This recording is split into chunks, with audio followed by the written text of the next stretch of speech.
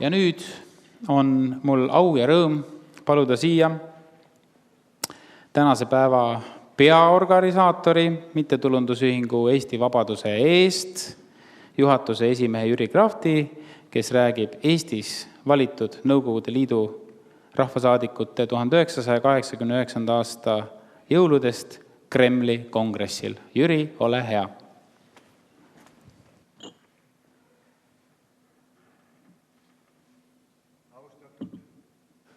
President Arnold Rüütel ja head siin olijad. Igaühel on oma lugu ja minul on ka oma lugu. Ma räägin teile neid päevi ja neid öid, mis toimusid Moskvas 30 aastat tagasi. Mul on hea meel tervitada teid. Siia on palutud erinevate perioodide ja aegade rahvasaadikud. Igaüks teist on andnud oma osa Eesti riigi taassünniks ja arenguks. Näete, riik püsib ja areneb edasi. Aitäh teile kõigile. Aga nüüd sündmuste juurde, mis toimusid 30 aastat tagasi jõululaupäeval Moskva Kremlis. Eellugu oli järgmine. Aeg oli ülev ja lootused suured. Perestroika käis täie hooga, kuid selle tulevikku ei osanud keegi ette näha. Eestist valitud rahvasaadikutel eesotsas meie delegatsiooni juhi Vaino Väljasega oli tähtis roll täita. Moskvasse pääses meist 48 saadikut, kellest 40 olid Eesti rahvuslased, aga 8 impeeriumimeelse interliikumise esindajad. Eks need jõuvahekorrad koduses Eestis olid ka umbes sellised. Kohe algusest peale oli meie esimeseks koostööpartneriks ja mõttekaaslaseks Leedu delegatsioon eesotsas Vytautas Landsbergise ja Kazimiera Prunskeenega. Meiega liitusid ka mõnevõrra keerulisemas sisepoliitilises olukorras olnud lätlased. Esmakordselt tõidki Moskva Ribbentropi pakti ja selle salaprotokolli tühistamise ettepaneku kongressi suurde saali eestlased koos Leedu ja Läti saadikutega. Ja see oli juba kongressi esimesel istungjärgul mai lõpus, juuni alguses 1989. Hiljem arvatavasti poleks me seda tahtnud teha. Poliitiline olukord muutus iga päevaga. Teema oli ise ju tuntud ammune.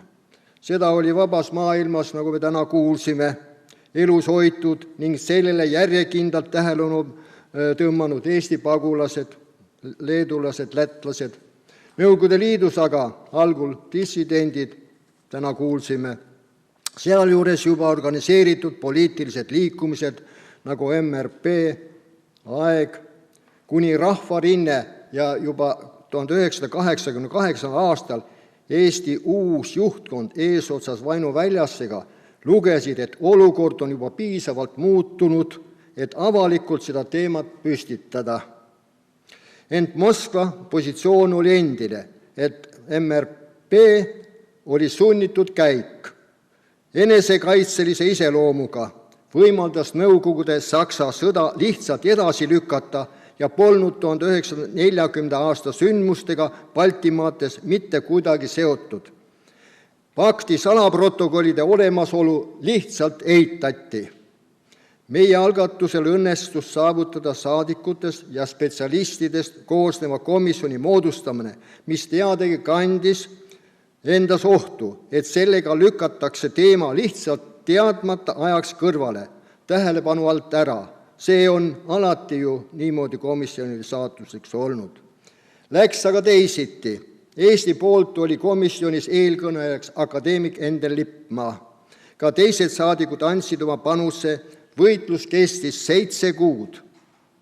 Meie õnneks valiti või pigem määrati komisjoni esimeheks partei keskkomitee sekretär Aleksandr Jakovlev, tark ja südametunnistusega inimene.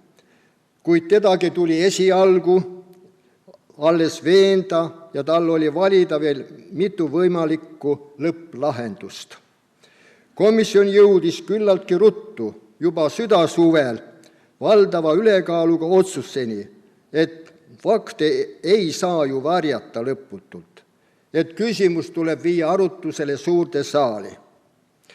Selgitustööd tuli teha 2200 rahvasaadiku seas ja seda tegime Leedu, Läti esindajatega. Korraldasime kohtumisi, näiteks Moskva hotellis, Vene demokraatidega, see oli üks tähtsam lahendus. Leidsime nendega ühise keele ja see oligi hiljem otsustav. Ka osa venelasi tahtsid oma kodumaale demokraatlikumat riigikorda ja teistsugust tulevikku. Vastaspool tegutses samuti agaralt. Juhtivad Nõukogude Liidu juristid hoiatasid nii kuluaarides kui ka kõnepuldist, et pakti salaprotokollide olemasolu ei tohi mingil juhul tunnistada. Meenutan, et ametlik seisukoht oli tollal, et need fotokoopiatena juba ammu maailmale tuttavaks saanud dokumendid on võltsing, Nõukogude vastane provokatsioon.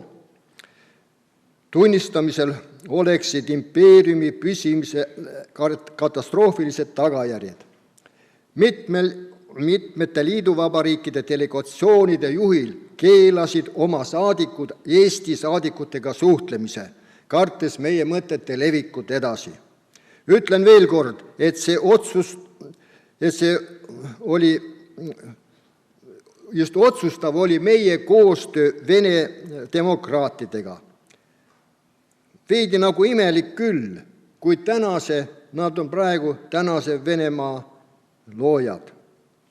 Suurte raskustega läks komisjoni esitatud eelnõu siiski 23. detsembril hääletamisele. Tuleb silmad ette, kuidas just selle päeva hommikul jagasime hotelli Moskva vestibüülis salaprotokollide koopiaid, et need Kremlisse toimetada. Koos Ignar Fjukiga sammusime enne istungi algust üle Punase väljaku, kummaski käes tubli pakk läbi Kremli Nikolski värava, lägi 3 eriteenistuse valveposti, meid kontrolliti, kuid lasti läbi. Saali ees vestibüülis jagasime materjalid laudadele, endal nahkmärg, aga näe, läks õnneks ja see oli nii. Eelnõu pandi hääletusel istungjärgu eelviimasel päeval ja kahjuks kukkus see hääletamisel läbi. Pettumus oli suur ja hinges tühi tunne. Osa meie rahvasaadikuid lendas koju jõulupühi pidama oma lähedaste juurde. Suurem osa jäi aga siiski kohale. Järgnenud õhtul ja öösel juhtus midagi, mis pole tänini veel lõpuni selge.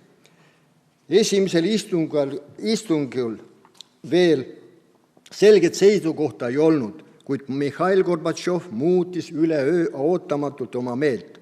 Miks ja kuidas, selle kohta oleme täna üht-teist kuulnud, aga selgust saanud. Õnneks leiti järgmisel päeval, et esimesel hääletamisel rikuti protseduuri reegleid. Samuti anti teada uutest selgunud asjaoludest ja seetõttu pandi küsimus uuesti hääletamisele. Nüüd teame, et protokollide originaalid lebasid sel ajal Gorbatšovi isiklikus šeifis ja nii tema kui tema nõuandjad olid nende ehtsusega kursis. Kuid need keerutamised andsid ikkagi võimaluse eelnõu uuesti hääletamisel panna. Komisjoni esimees Aleksandr Jakovlev pidas uue, nüüd selgelt jõuliselt toetava ettekande. Ka meie rahvasaadikud olid õhtul ja öösel mitmel pool selgitustööd teinud. Õhustik oli saalis pingeline. Ei olnud ju selge, kummale poole langeb liisk. Süda vasardas rinnus. Lõpuks pandi küsimus hääletamisele ja tulemus oli uskumata. Jõululaupäeval 24. detsembril tunnistas Nõukogude Liidu rahvasaadikute kongress pakti salaprotokollide olemasolu, kuulutades need õigustühiseks ja allakirjutamise hetkest peale kehtetuks. Pikk istungjärk oli lõppenud, töö oli tehtud, võit oli käes. Hinges oli võidurõõm, ent momendil ei osanudki hinnata võidu tõelist väärtust. Alles hiljem jõudis see kohale, selle otsusega oli taastatud rahvusvaheline õigus, mis oli tähtis Balti riikidele ja Moldaaviale, kui ka Poolale, Soomele, Ukrainale, Valgevenele, maailmale laiemalt. Niisiis, just pakti salajaste lisaprotokollidega olid Hitler ja Stalin mõjusfäärid jaganud, Nõukogude Liit, Balti riigid järgnevalt okupeerinud. Nüüd oli Nõukogude Liit ise tunnistanud, et paktiks, aga Eesti, Läti, Leedu õivasid tänu sobingutele natsidega. Seega, et need riigid ei astunud vabatahtlikult Nõukogude Liitu, nagu seda ligi pool sajandit väidetud oli, just selle fakti meie sunniviisilise annekteerimise maailmale tõestamine oli ülitähtis. Pakti salaprotokollide tühistamisel olid kangelasteks Endel Lippmaa ja lõppfaasis Aleksandr Jakovlev ja ka kõik meie delegatsiooni eestimeelsed saadikud andsid oma panusse, kes vähem, kes rohkem. 30 aastat tagasi, 1989. aastal toimusid meil ja maailmas mitmed poliitilised suursündmused. Balti kett, Berliini müüri langemine 9. novembril, MRP ja selle salaprotokolli tühistamine 24. detsembril. Balti kett oma tollal ennenägematuses massilisuses oli sündmus, mis on tänani paljudel kogu maailmas meeles. Alles äsja sel suvel käis Tallinnas paavst Franciscus ja kinnitas seda, rääkis oma toonasest tunnetest. Berliini müüri langemist tähistati tänavu suurejoonelisest, toimus Saksamaa parlamendi pidulik istung. Berliinis toimusid pidustused, mida kanti edasi üle maailma. Sündmust mäletatakse ja tähistatakse. Sündmus, millest meie täna räägime, pole samasuguses valgusvihus, kuid asjata. Jah, me oleme väike riik, aga see, mis tookord eestlaste algatuses Kremlis korda saadeti, oli kogu maailma jaoks suur sündmus. Tookordse otsusega saavutasid meie Baltimaad nimelt selle, et meie vabanemise muutus möödapääsamatuks. Edasine oli vaid aja lähiaastate küsimus lahenduse detailidest. Nõukogude Liit ilmaaegu just samal ajal ei viinud Baltimaadest välja tuumarelvi ja KGB arhiive. Tähistame seda sündmust ja anname sellest maailmale uuesti teada. Seda tuleks tähistada riiklikul tasemel, mitte ainult ühiskondlike organisatsioonide poolt ja mitte ainult Eestis. Tänan kõiki esinejaid ja osavõtjad. See on meie ühine ajalugu. Peame seda meeles ja hoiame üheskoos elus seda ajalugu. Aitäh! Elagu Eesti!